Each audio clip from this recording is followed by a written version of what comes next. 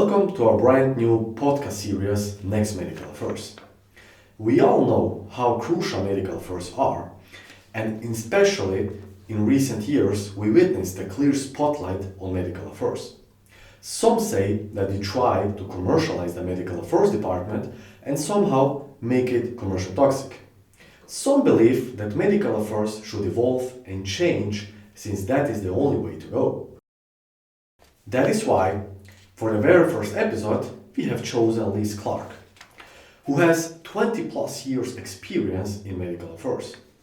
In her career, she had country level roles, but later developed in global medical roles, and is now a visiting lecturer on the Medical Affairs Master Course and Patient Engagement Team Lead at King's College London. That perspective and wisdom is appreciated, and let's discuss that today. Liz, really glad that you're joining us today. My first question for today is keen to answer why apparently the whole pharma industry is building many traditional commercial and sales processes around medical affairs. The key thing about medical affairs is the high quality relationships with external stakeholders, all different types of external stakeholders which are focused on scientific exchange, good quality science, and in the patient arena, certainly focusing on collaboration with patients as stakeholders. So I think medical affairs is really well placed to be the hub of this communication.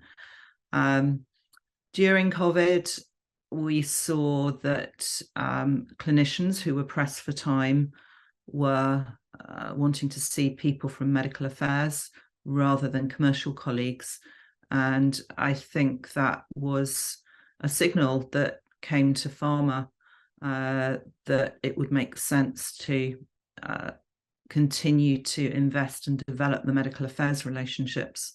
And so we're seeing more and more focus and investment in that space. Where do you see patient support and engagement within medical affairs? That's an enormous question. I mean, the short answer is potentially pretty much everywhere.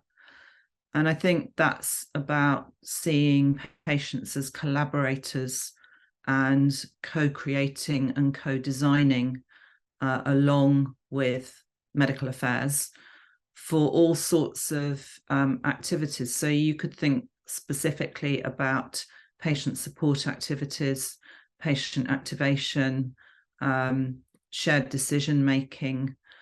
All of those things will be better designed and created and effective for patients if patients are involved in their creation. So that is perhaps the key area. But other areas, again, depending on the structure of a company, would be things like patient preferences. So patients expressing their preference either for different treatment options, which could either be actual treatment options that they have experienced, or increasingly in areas like gene therapy, hypothetical treatment options, where it's necessary for pharma to understand what patient appetite for new treatment is. And so work in that area, frequently it's the medical affairs teams that are doing this, whether early on in the development process or later through development and on into health technology assessment. And then I think the health technology assessment is an area in of itself where patient involvement is key, and patients are involved in stakeholders with other stakeholders such as HTA bodies, and obviously they're also involved with the regulators, but in being able to inform pharma of the patient and carer perspective is really important. So I think my challenge to people in medical affairs is to think, how would including the voices of patients improve what you're doing? And it's something that has been used for so long in user design generally, we should be doing this as well in pharma, both for R&D and also in the medical affairs space. How would you describe the future role of a global medical affairs leader, and did required skills and objectives change in recent years? I think the fundamental skills of leadership are probably unchanged. What I think has changed has been the nature of the environment, the medical environment to some extent, but I still think there's a long way to go with that environment evolving as more supported self-care comes in. There are more opportunities for patients to self-treat, self-diagnose, and come to clinicians with a different agenda. But I think probably the big area is being able to recognize, evaluate, and monitor inflection points where we see enough change that we can be pretty confident that this is the right time to take any particular initiative. And that could be a small initiative in one therapy area, or it could be a much larger initiative in terms of the broader way that we do things.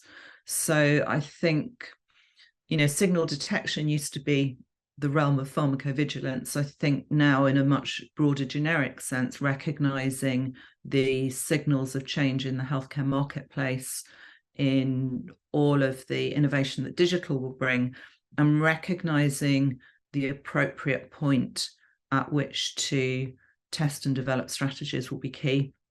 And along with that, and very much aligned with that, are the skills to do this in an agile way. So rather than applying classical strategy to that work, it will be about applying an innovate, test, and then expand. And that is it's a different mindset, but it also requires a different configuration of teams. So I think there will be an evolution, and we're seeing in some companies that they're already starting to think and organize in that way. But as the leaders in medical affairs, it will be for the leaders to ensure that they have that flexibility and approach.